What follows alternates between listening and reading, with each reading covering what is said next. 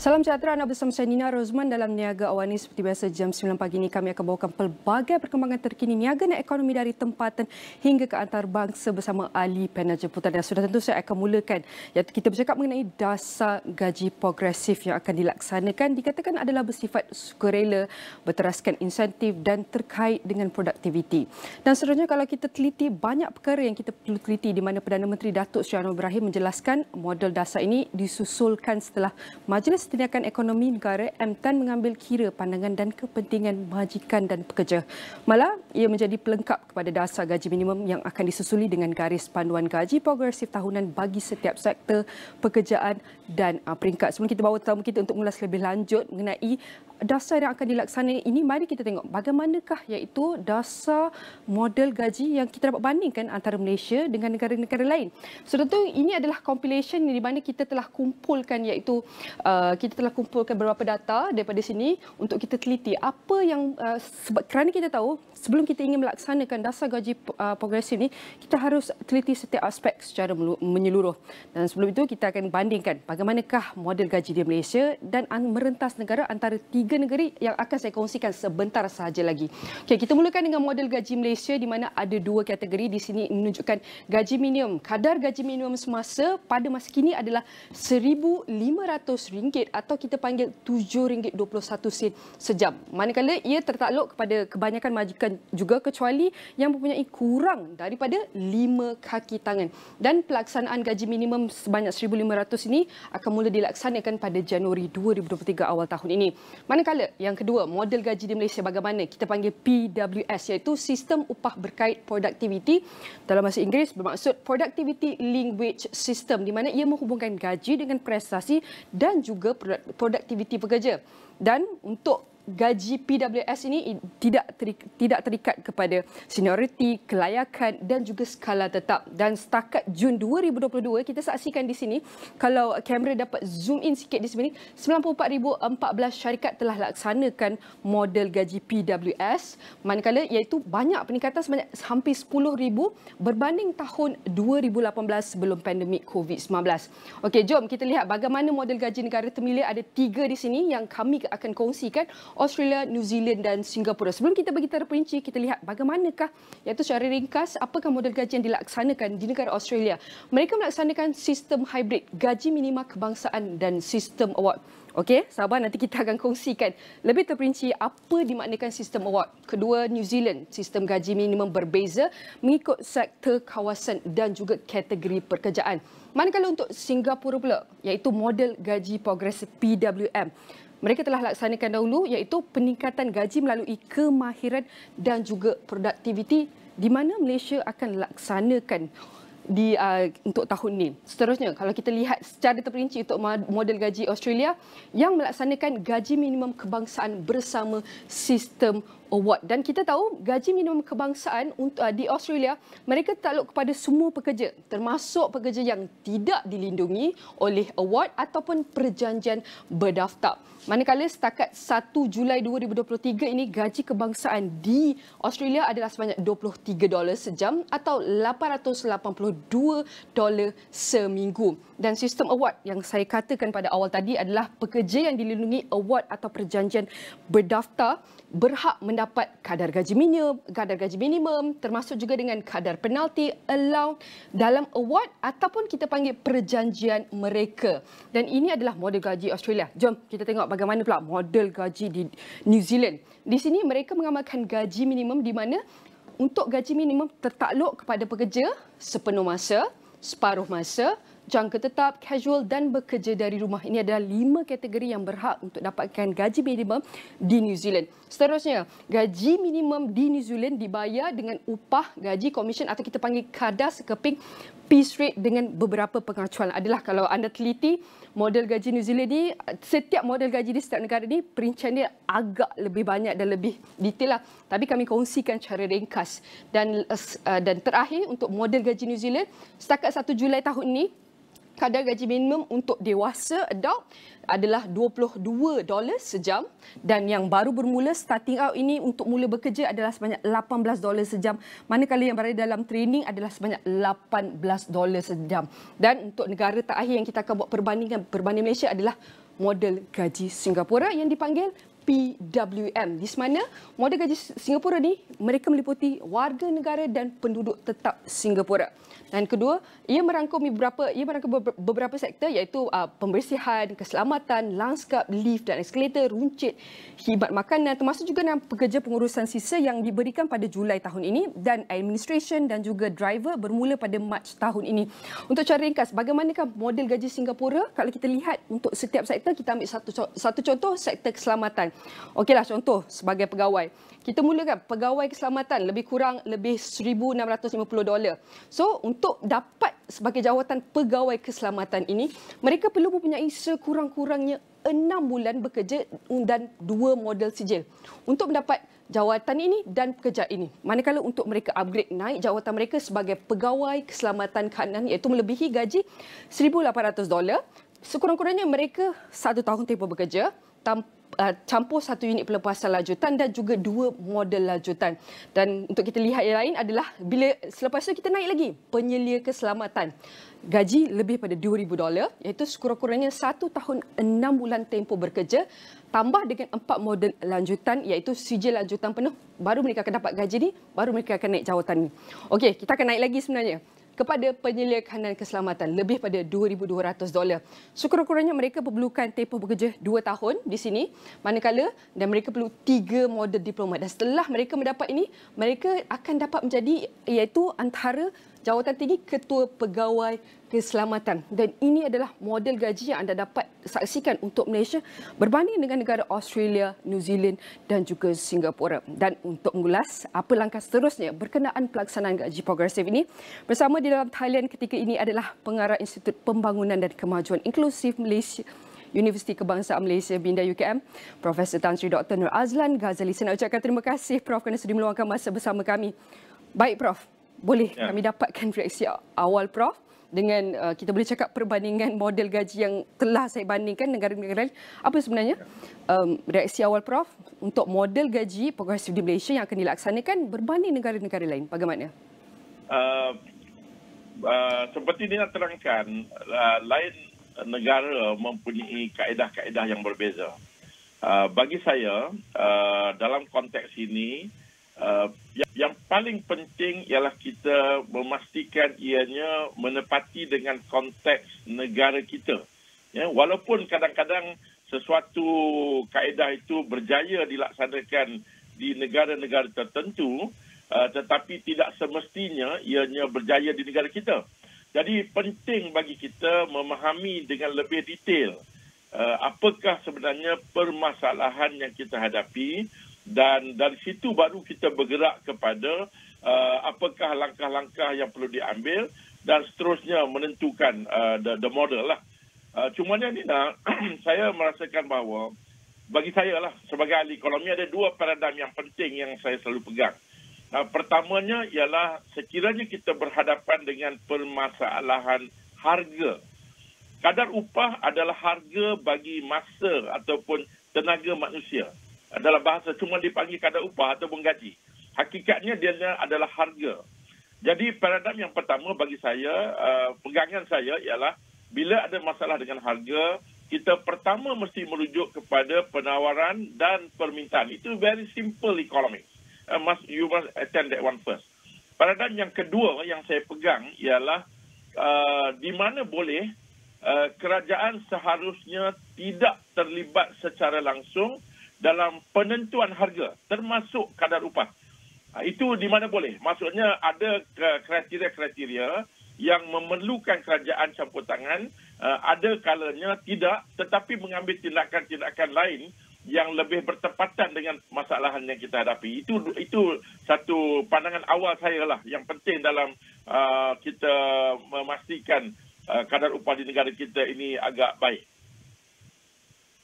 Prof, kalau kita lihat iaitu untuk laksana untuk naikkan sasaran kepada 45% pendapatan ini agak mencabar. Bagaimana pula pandangan Prof? Ya, memanglah sebenarnya bila diumumkan dalam ekonomi madani, salah satu daripada sasarannya ialah nak memastikan daripada jumlah pendapatan, mudah cerita KDNK negara, berapa banyak yang diagihkan untuk pekerja. Itu soalan antara perkara yang ditimbulkan dalam ekonomi madani. Sebenarnya kita berhadapan dengan masalah yang getir bagi saya. Kita negara yang hampir nak jadi negara berpendapatan tinggi. Itu negara, ya. Tetapi bila kita pergi kepada pekerja, kita dapati bahawa agihan kepada pekerja itu tidak setanding. Tidak seperti di negara-negara berpendapatan tinggi. Yang lebih merisaukan ialah hampir dah 10 tahun lebih sejak 2010 lagi, kita cuba meningkatkan agihan ini daripada 31, 32 sampailah kepada lebih kurang 37.2%. Dan COVID telah menyentak kita. Nina, semua harus faham, ya.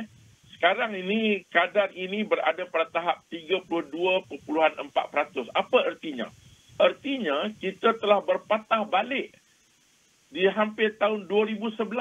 Ini adalah angka yang hampir sama dengan 2011. Dan sasaran ekonomi madani dalam tempoh kurang daripada 10 tahun, kita nak pergi ke 45%.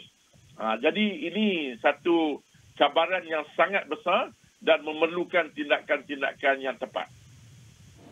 Jadi apa lagi bentuk strukturan yang perlu ditambah baik dalam model gaji progresif ini? Seperti yang telah saya kongsikan, ada 3 negara. Mungkin kita boleh ambil sedikit daripada setiap negara model dan implement dalam model gaji progresif kita. Saya rasa keputusan M10 berdasarkan press statement yang dikeluarkan, belum ada keputusan yang muktamad. Perkara itu dibincangkan dan libat urus akan diteruskan. Jadi saya tidak menganggap bahawa ianya adalah keputusan untuk menggunakan dasar gaji progresif. Di sini saya mempunyai pandangan yang agak berbeza. Sebenarnya dasar gaji progresif ni yang paling hampir ialah Singapura lah, di bawah sana. Ya, mereka melaksanakan ini dengan bila mereka berhadapan dengan permasalahan mereka. Permasalahan mereka dengan kita tak sama, Nina. Umumnya dasar gaji progresif ini dihalakan kepada kumpulan pekerja yang di level yang bawah, yang maksudnya secara umumnya kita anggap sebagai pekerja tidak ada kemahiran. Pembahagian dia ialah mahir, separuh mahir dan tidak mahir. Jadi umumnya dasar ini disasarkan kepada kumpulan yang paling bawah. Jadi memang betul kadar upah di Malaysia ni over the years sebenarnya across all agak malar, terutamanya kumpulan pendapatan rendah yang kalau mengikut ukuran pada tahun 2021 hanya 1,600 sahaja. Jadi berarti ini yang penting kita kena tahu seperti yang saya sebut tadi. Apa puncanya? Ya, bagi saya lah, kita tidak boleh agak tergesa-gesa terus nak memperkenalkan satu dasar gaji yang baru. Saya rasa itu bukan langkah yang terbaik. Saya rasa perlu memahami kenapa kumpulan ini gaji mereka agak malar, tidak naik. Ini yang paling penting sebenarnya. Kalau kita semua sedia maklumlah, sebenarnya di Malaysia secara mungkin jumlah yang besar di dalam kategori ini adalah terdiri daripada pekerja asing. They are not Malaysian, you know. Jadi berarti kenapa jadi begitu? Kenapa rakyat Malaysia yang ada rakyat Malaysia yang tidak ada kemahiran, kenapa mereka tidak boleh melibatkan diri dalam kategori ini? Ini satu soalan yang besar. Yang Amat Berhormat Perdana Menteri ada menyebut dalam ekonomi madaninya, maksudnya kebergantungan kepada pekerja asing tanpa kemahiran yang terlalu tinggi. Ini masalah struktur yang sekian lama kita berbincang tetapi belum ada penyelesaian. Jadi selagi kita ada lambakan pekerja asing yang mengisi jawatan-jawatan yang bawah ini, berarti dasar gaji progresif ini tidak akan berkesan. Basically, it will not reach Malaysians. Ya, jadi kalau di Singapura, dia hanya untuk rakyat Singapura ataupun penduduk tetap, bukan pekerja asing ni. Jadi kalau kita buat ini, sebenarnya siapa yang dapat manfaat? Itu soalan yang pertama. Boleh atau tidak kita tingkatkan gaji tanpa perkenalkan dasar, tetapi kita menghadkan ataupun mengurangkan kebergantungan kepada pekerja asing tanpa kemahiran ini. Saya rasa itu adalah perkara yang paling pokok. Jadi kita jangan lari daripada punca. Ini yang masalah. Jadi bila kita tengok, kalau kita tengok pokok tu buah dia tak elok, jadi kita pun gantung buah-buah yang sementara, sedangkan akar itu tak betul. Jadi dalam konteks di Malaysia ni, saya rasa itu yang paling penting dahulu. Apa keputusan kerajaan dalam konteks penawaran pekerja di peringkat yang bawah ini? Baik. Prof, kalau kita tahu apabila untuk meningkatkan gaji, kita tahu ini adalah antara tanggungjawab setiap syarikat untuk memastikan gaji mereka dibayar dalam kadar kita boleh cakap optimum. Namun kalau kita tahu untuk laksanakan gaji progresif ini adalah antara perkara baru di Malaysia. Untuk kita laksanakan banyak perkara seperti yang Prof katakan tadi harus kita teliti dengan betul-betul. Jadi macam mana kita nak elakkan daripada iaitu kejutan ekonomi dalam pelaksanaan gaji progresif ini, kerana kita tahu ini bukan adalah seperti yang Prof kata, bukan adalah dalam jangka pendek. Adakah ada tempoh masa untuk persediaan kepada majikan bergerak ke hadapan? Bagaimana Prof? Pertama sekali kita lihat struktur pekerjaan di negara kita, ya. Kalau di negara kita tak seperti di negara di selatan sana. Di Malaysia, di samping sektor yang formal, kalau dilihat dalam laporan, saya ingat 2 minggu yang lepas, laporan gaji itu merujuk kepada pekerja-pekerja di dalam sektor yang formal. Formal ni maksudnya dia mempunyai pendaftaran, dia ada EPS, dia mencarung kepada sokso, dan jumlah yang dilaporkan hanya 6.5 juta pekerja sahaja. Jadi mana pergi 10 juta pekerja lagi? Ya, jadi berarti di Malaysia kita juga ada permasalahan dari segi formalities pekerjaan itu. Jadi kalau saya tidak menyatakan saya bersetuju, tetapi sekiranya dasar gaji progresif nak dibuat, itu pertama perlu diselesaikan. Baru-baru ini saya tengok satu artikel oleh Datuk Seri Dr. Azman, the CEO of Prestasi, yang menggesa untuk perniagaan-perniagaan di Malaysia ini formalisekan. Di samping itu kita tahu tentang isu pekerja-pekerja gig, hailing terutamanya. Mereka ini kategori mereka sangat grey. Adakah mereka majikan ataupun tidak bermajikan dan sebagainya. Jadi berarti kalau kita seperti Nina sebut tadi, bunyinya senang, dasar gaji progresif. Nampaknya mudah, seolah-olah kerajaan tentu semua boleh buat. Tak begitu, Nina. Pertama, kita kenal pasti puncanya. Kedua, formaliti pendaftarannya. Bagaimana kita nak memastikan sekiranya dilaksanakan, kita dapat mencapai pekerja-pekerja ini. Rata-rata rakyat Malaysia yang di dalam kategori tidak mahir ini, mereka berada dalam sektor informal. Dan tadi Nina juga ada sebut, contohnya dalam konteks gaji minimum pun, syarikat-syarikat perusahaan mikro kurang daripada 5 orang tidak tertakluk kepada peraturan gaji minimum. Jadi berarti 60% penduduk Malaysia, pekerja Malaysia, bekerja dalam syarikat industri mikro. Jadi macam mana nak capai ni? Jadi kadang-kadang kita nampak macam, alhamdulillah dah ada dasar gaji progresif. Tetapi hakikatnya, outcome-nya, keberhasilannya, matlamatnya itu mungkin tidak tercapai. Itu kita belum bercakap tentang perwakilan pekerja dari segi kesatuan, belum bercakap tentang majikan dan sebagainya.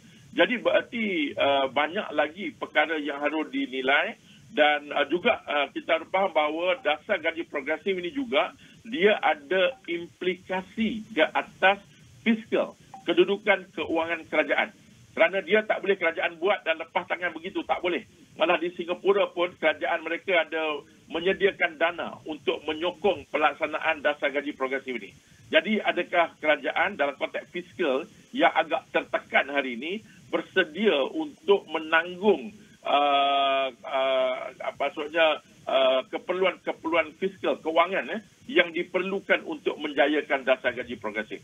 Bagi saya, it's okay. Tak mengapa Kementerian Ekonomi dan Sumber Manusia mengangkat kepada M10, tapi saya rasa bersyukur kerana keputusannya. Teruskan libat urus, nilaikan semua aspek-aspek pelaksanaan sebelum ianya menjadi satu dasar di negara kita. Baik, sudah tentu seperti yang Prof kongsikan daripada awal perbincangan, kita harus melihat iaitu aspek menyeluruh dalam melaksanakan model gaji progresif ini, dan kerajaan harus melakukan pemantau yang berterusan apabila melaksanakannya agar kita dapat pastikan iaitu peningkatan iaitu model peningkatan gaji ataupun pelaksanaan model gaji progresif ini dapat menjamin kesejahteraan rakyat dan menyumbang kepada pertumbuhan ekonomi. Sekali lagi saya ucapkan terima kasih kepada Pengarah Institut Pembangunan dan Kemajuan Inklusif Malaysia, Universiti Kebangsaan Malaysia, Minda UKM, iaitu Profesor Tan Sri Dr. Nur Azlan Ghazli. Saya nak ucapkan terima kasih, dan semua perkongsian ini akan kami rangkumkan dalam astroawani.com dan semua platform digital Astro Awani. Baik, kita akan kongsi lagi iaitu antara beberapa data yang telah diterbitkan oleh Jabatan Perangkaan Malaysia, iaitu telah mengeluarkan laporan sosioekonomi negeri 2022 yang memperihalkan naratif sosioekonomi 13 buah negeri dan kita boleh cakap 2 wilayah persekutuan. Laporan ini mengintegrasikan statistik ekonomi dan sosial terpilih yang kita boleh cakapkan untuk menghasilkan kita boleh cakap prestasi sosioekonomi negeri yang inklusif. Dan jom saya mulakan bagaimanakah prestasi sosioekonomi negeri untuk tahun lepas 2022, dan kita juga telah melihat iaitu bahang pilihan raya negeri juga semakin dekat. Mari kita lihat bagaimanakah iaitu prestasi sosioekonomi terutama untuk 6 negeri yang akan terlibat dalam pilihan raya, dan bagaimana untuk kita teliti dan ukur sosioekonomi di setiap negeri. Ini adalah beberapa petunjuk yang boleh saya kongsikan. Kita akan ukur daripada bagaimanakah hasil setiap negeri, iaitu mengikut pertumbuhan KDNK, berapakah jumlah penduduk di setiap negeri, dan bagaimanakah kadar penyertaan tenaga buruh yang mereka bekerja. Dan kita nak lihat kadar pengangguran di setiap negeri adakah semakin naik, semakin turun, dan indeks harga pengguna yang sekaligus kita lihat prestasi untuk setiap tahun yang kita boleh panggil inflasi, pendapatan isi rumah kasar bulanan penengah, sumbangan KDNK negeri kepada wilayah dan juga sumbangan wilayah kepada KDNK Malaysia. Dan saya akan mulakan dengan wilayah tengah, dan di sini wilayah tengah telah menyumbang kepada KDNK Malaysia sebanyak 47.7%. Dan saya akan hanya pergi kepada 2 negeri, iaitu Selangor dan Negeri Sembilan. Ini adalah antara 2 negeri yang akan terlibat dalam pilihan raya negeri. Dan kita tahu untuk Selangor adalah mereka sejumlah ini antara tertinggi yang menyumbang kepada KDNK wilayah utara, di mana Selangor telah mencatatkan KDNK hampir mencecah 12%. Kadar pengangguran mereka juga telah turun di sini kalau anda teliti 3.6% berbanding tahun 2021, iaitu berada pada 4.3%. Dan kita nak lihat bagaimanakah bulan iaitu pendapatan isi bulan kasar, iaitu 4.2%. Di sini kita dapat meningkat berbanding 2021. Dan kita lihat Negeri Sembilan, iaitu hasil KDNK juga, iaitu lebih 5%, lebih tinggi, amat tinggi berbanding tahun 2021, iaitu berada pada 3%. Manakala kalau anda teliti, iaitu kadar pengangguran mereka juga telah menurun daripada 4% kepada 3.7%. Dan isi bulanan pendapatan isi rumah untuk bulanan kita dapat lihat iaitu juga meningkat 2.8%. Dan ini adalah antara 2 negeri yang saya kongsikan untuk wilayah tengah. Jom kita pergi ke wilayah utara pula, iaitu kita dapat lihat KDNK sumbangan wilayah ini kepada KDNK Malaysia adalah sebanyak 16.5%. Dan saya akan sentuh 2 negeri yang terlibat dalam pilihan raya negeri untuk undi pada hari minggu ini. Di sini kita dapat Pulau Pinang. Pulau Pinang lebih 10%, iaitu 2 digit hasil negeri mereka, sumbangan KDNK negeri mereka. Dan kita teliti kadar pengangguran mereka lebih daripada 3% turun bawah 2%. Dan iaitu isi bulan penengah untuk bulanan 3.2%, iaitu meningkat daripada 2.1%. Manakala Kedah hasil negeri juga iaitu lebih 7%. Manakala kadar pengangguran juga yang hampir mencecah 4% pada tahun 2021 telah turun kepada 3% kadar pengangguran di Kedah.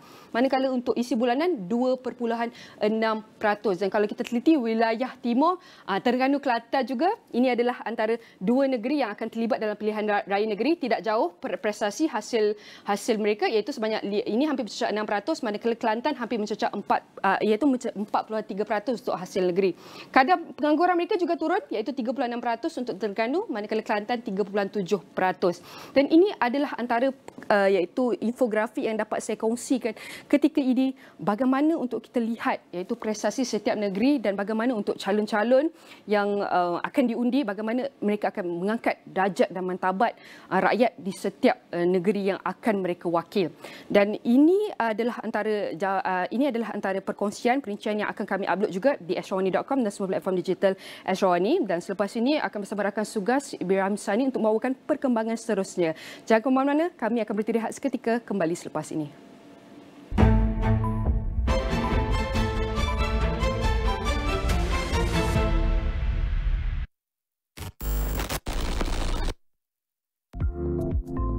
Energy Asia 2023 brought together over 4,600 delegates across 19 industries and from 28 countries, providing a powerful platform to drive change and accelerate the region's net zero carbon journey through a just transition.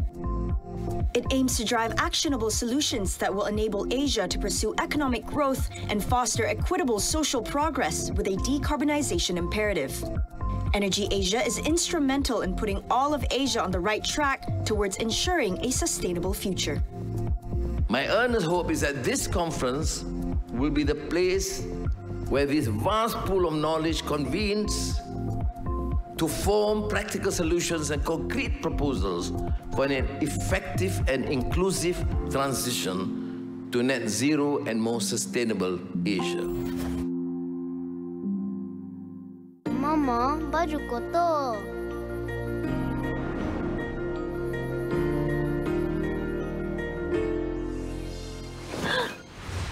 Breeze 2 dalam 1 Silky Sakura membersihkan kotoran degil dengan haruman berpanjangan walaupun ditinggalkan semalaman. Melangkau pelembut dengan Breeze 2 dalam 1. Action!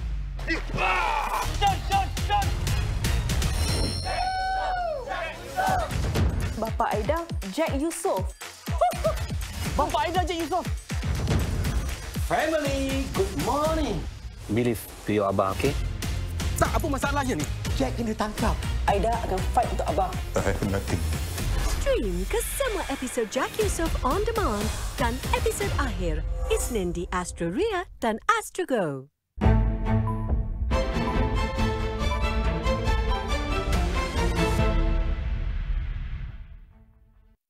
Thanks for joining us. My name is Ibrahim Sani. This is Niaga AWANI.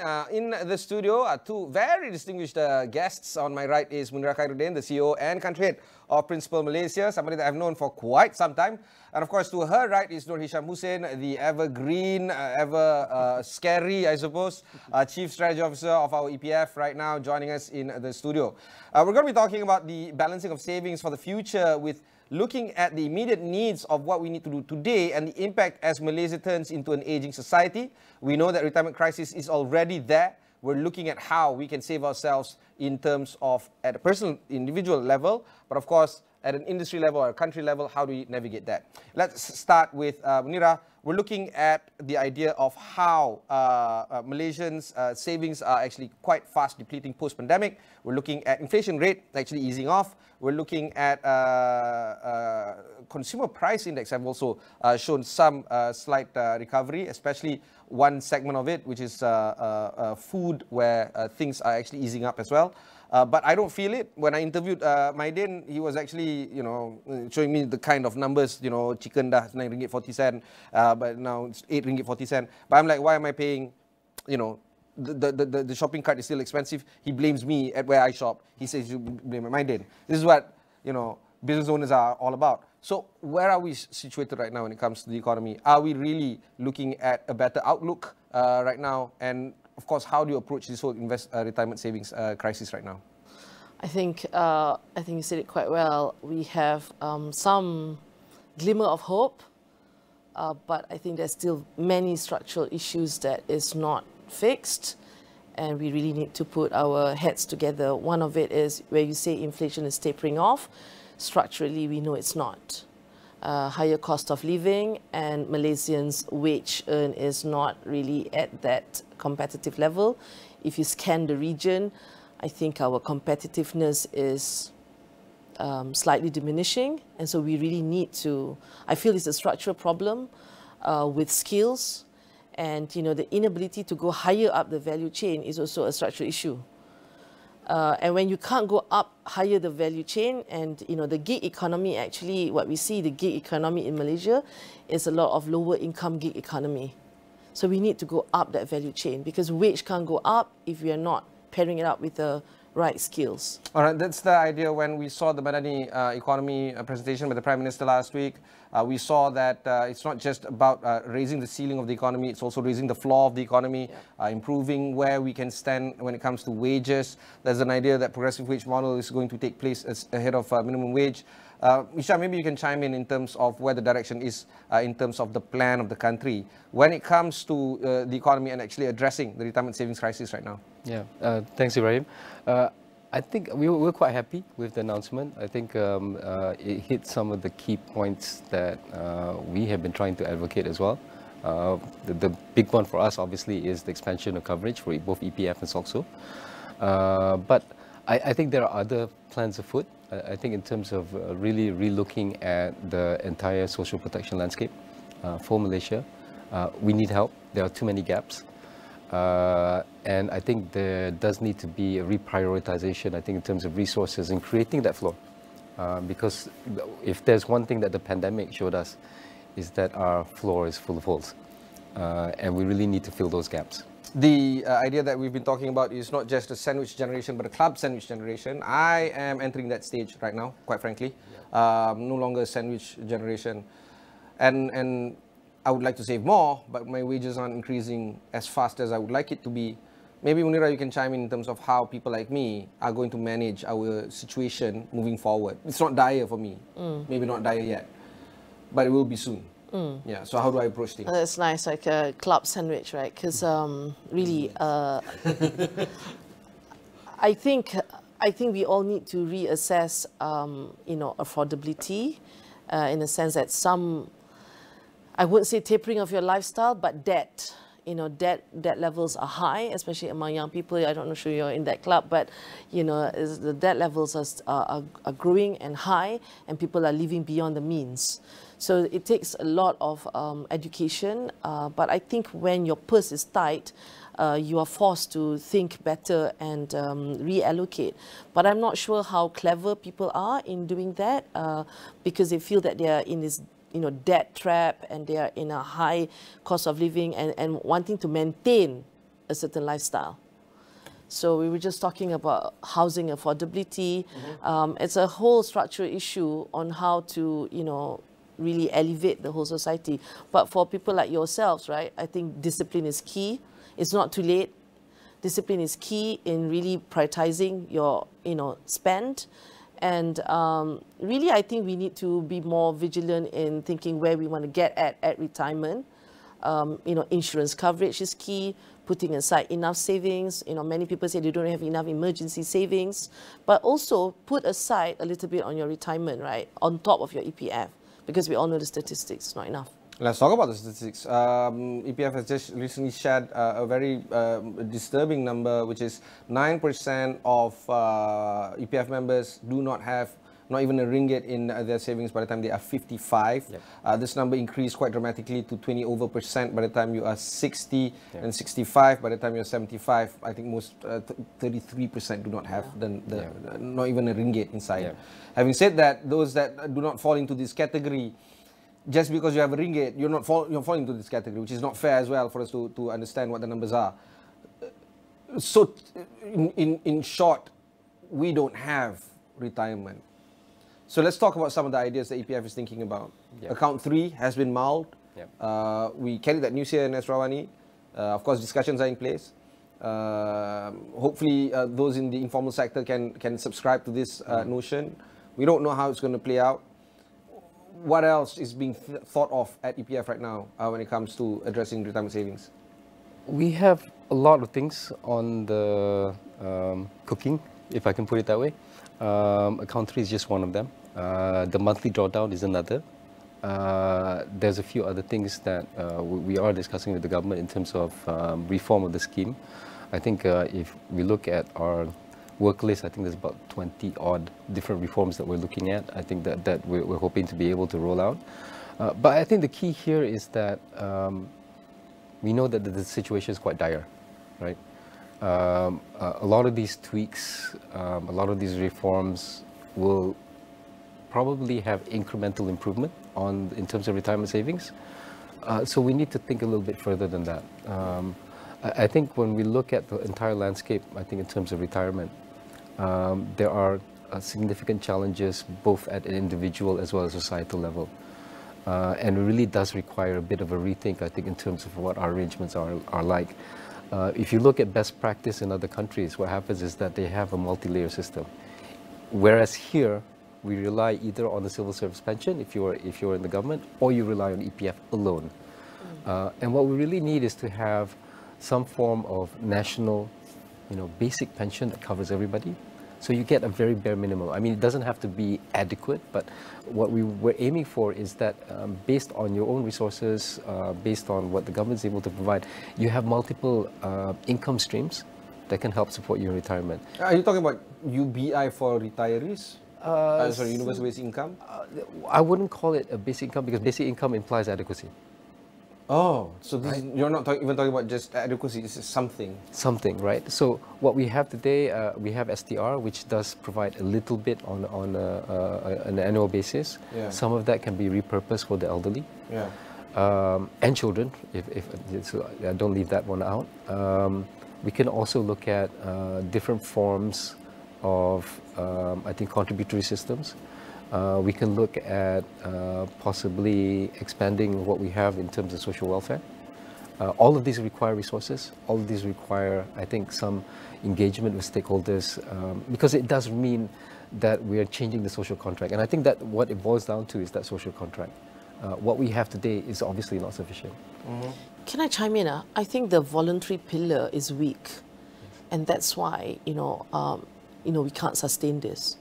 In many economies or in many countries, and they realize it too late, and they want to push out on voluntary pension, and you can see in Latin America, even in the US, etc. Right? Just to decouple away from mandatory is also essential. So to your point, right, the multiple sources of income or pension is key. I think private sector needs to play a far bigger role in fueling this voluntary pension. We say, we have a voluntary pension, but, the market cap is not near where we want it to be. And that has to do with multiple factors, right? Because it's just a tax break. It's got to be more than that, right? So I think the government, we need to study how to strengthen the voluntary pension as well, so that, to Hisham's point, right, there's mandatory, there's voluntary, and many societies have survived that, or cushion the impact of pension deficit, etc., with a voluntary pillar. So it's really necessary.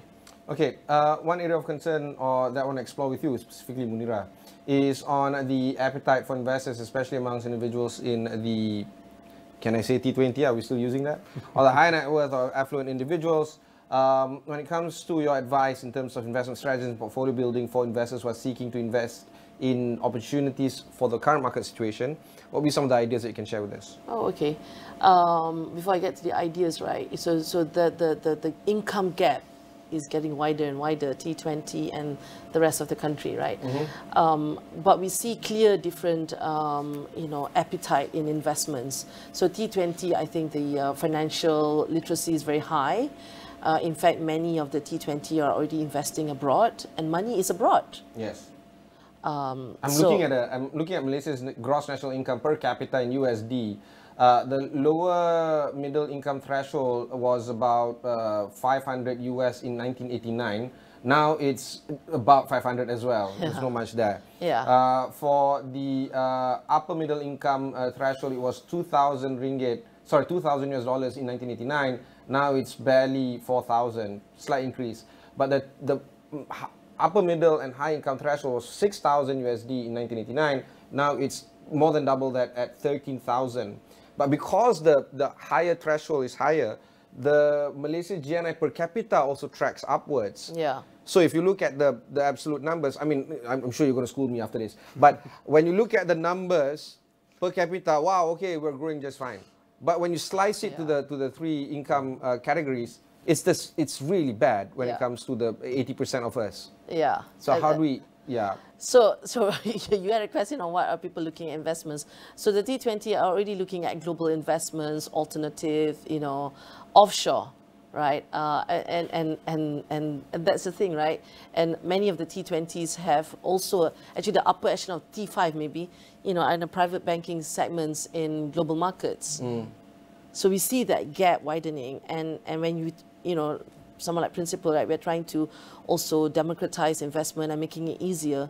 But we do notice that that journey is difficult because people are just, they say they don't have enough to even invest. What about save, right?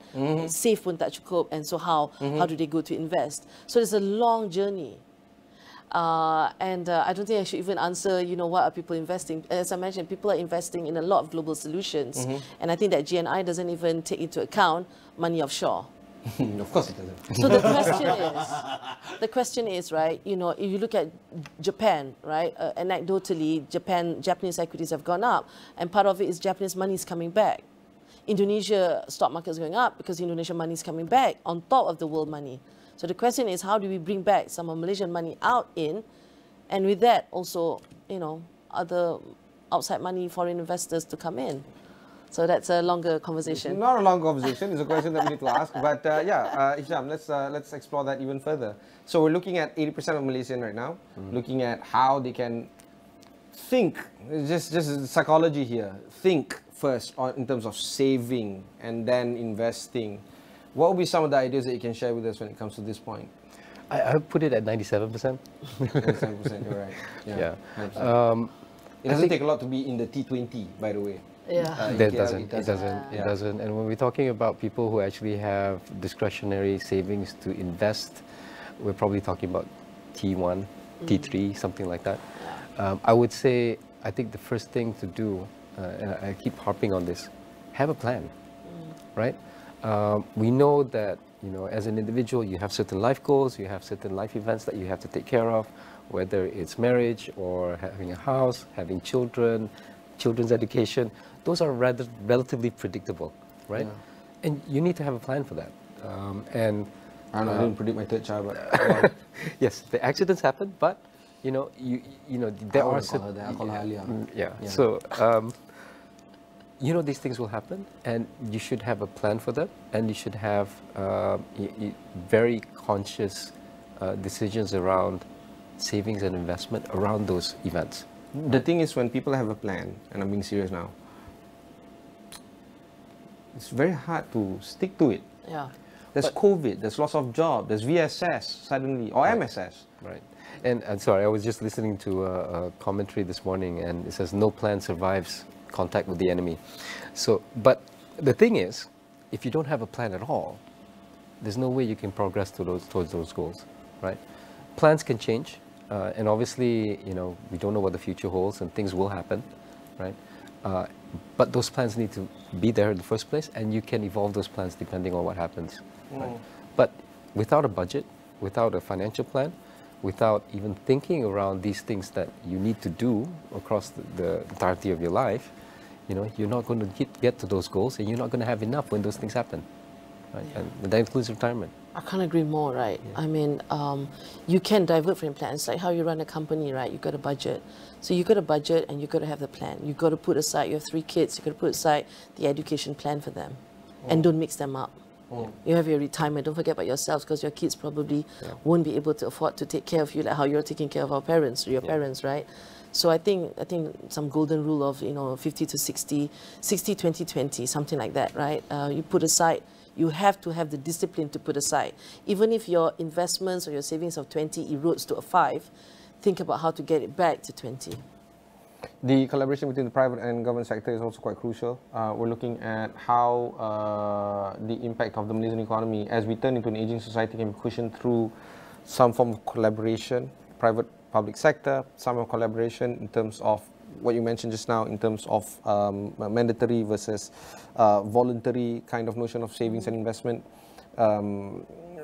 Where is the, I guess, the gelling factor going to be? Do you feel that it is top-down? Is it instructions from the government or policy? Or is it just trying to find greater collaboration amongst the private sector, seeing where they can actually get the greatest impact, and then they try to strike a relationship with the government sector?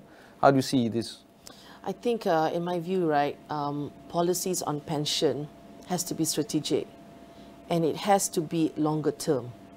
So we've had this voluntary pension, and we've been running a private retirement scheme, PRS, for like 10, 11 years, right? And the thing about it is top down. Yeah, but people are not taking up on that Because 3,000 ringgit or 6,000 ringgit? So study other countries, right? How they run a voluntary pension, and there are many other ways, right? Like in Brazil, right? Your tax break is as much as you want to put into your voluntary. In the US as well, right? So you need to study, you know, how we take off the reliance from the government. I mean, EPF is great, but there's a lot of responsibility. So to Hisham's point, there needs to be many sources of income, many sources of retirement points. So it is top-down, plus bottom-up, and we need to work closely with the government in forming long-term policies that cannot change every few years. We just had one last week, and it's supposed to stick with us for the next 10 years. But I think that's just a framework, right? When we talk about the implementation, you know, there's a lot of other things that go into it. And then there's also the execution risk, by the way. Right. That it's, you know, okay, fine, we'll rally behind this plan now, fine. Yeah. But then in the execution, by the way, there's a lot of other stuff in between. Not just the economy madani. We're looking at the National Energy Transition Roadmap, 10-year plan. We're looking at the National Industry Master Plan, NIMP, and 7-year plan. Macam-macam, 12 Malaysia plan, of course, 5-year plan ending 2 years from now. But I think it's great because the lack of any signals wrongly as well that we're going to be ceteris paribus and declining. So it's good that we have a plan, a better plan that will take us to a better level, I hope. Yeah. But I think Malaysia's weakness has always been we're great at plans, we're not so great at execution. And I think the key here is actually how are we going to execute this vision? Yeah. Now that we have a direction, right? How are we going to pull our resources together to actually make it a reality? And I think given that we have some modicum of political stability at the moment, I think it's a little easier. I agree. I completely agree with you on this point. Yeah. So that even with the state elections, it seems like things are settling down. We know who's going to take what. Yeah. So there is at least over the next couple of years, we'll have some consistency. I think in terms of both policies as well as execution of those policies. Okay. And so hopefully we'll have some fruit out of this. You know, labor. We'll have some stuff on the table within the next 2 years. I do, however, find that there's better in, and we call ourselves Institutional Investor Council, right, where we really try to make change in the companies that we invest in, right? We really want to know your sustainability plan, and because you know where money is where we can assert influence, and we're managing a large amount of monies for the rakyat, and we need to assert that influence and pressure on the companies that we invest in. So I like that effort because I think it will force private sector to make changes on sustainability. Finding the delta in terms of investing requires us to take the bold measure of investing in places where it's most profitable for investors, institutional investors in particular. I've been a strong proponent of EPF investing overseas. However, there are some political noise in terms of why you guys too much investing overseas, but at the same time asking for greater returns in terms of yearly dividends. It doesn't work that way, unfortunately. You want greater returns or you want to invest locally? Sometimes you have to ask that question. And seeing that, I'm not just talking about EPF, PNB as well, and other institutional investors are investing as much as possible in diversified geographies, diversified asset classes, and many more. Do you feel that this is going to be politicized even further by some sectors of the political community? Do you feel that that is going to be hampering the kind of notion of how these fund managers, folks like yourselves, in terms of trying to find greater value in terms of your investments? Well, I think the politics aside, there is, given that we do have some policy direction at the moment, we do know what the issues are relating to the lack of domestic investment opportunities within Malaysia. Yeah. Right. We know what needs to be fixed in those areas. Yeah. Right. In terms of reducing red tape, in terms of providing some strategic direction for which areas that the government is looking at promoting. Okay. Governance. Well, those are the hygiene factors, so to speak. But the direction is very important. Oh, okay. I think pushing into new technologies is also very important. And I think the key here is creating an ecosystem where these businesses can actually grow, which I think is one of the areas that we have not done so well in. Oh, okay. Right? So we got a lot of money in the VC space. We got a lot of money at the public side, the public market side. So we have EPF and PNB and all that. There's a missing middle where you're talking about taking those startups, growing them, scaling them up, bringing them global, so to speak, or regional at the very least, because Malaysia is too small a market. funding onwards lah. So we got funding at the end, funding at the beginning, but the funding in the middle, the expertise in the middle. All the matching grants were supposed to be the idea. It's not the money. It's not the money. It's the expertise. Because when you talk about scaling up, it's about somebody who can come in and say, okay, this is what you need to do in marketing, this is what you need to do in HR, this is what you need to do in terms of product development, this is what you need to do to penetrate bigger markets.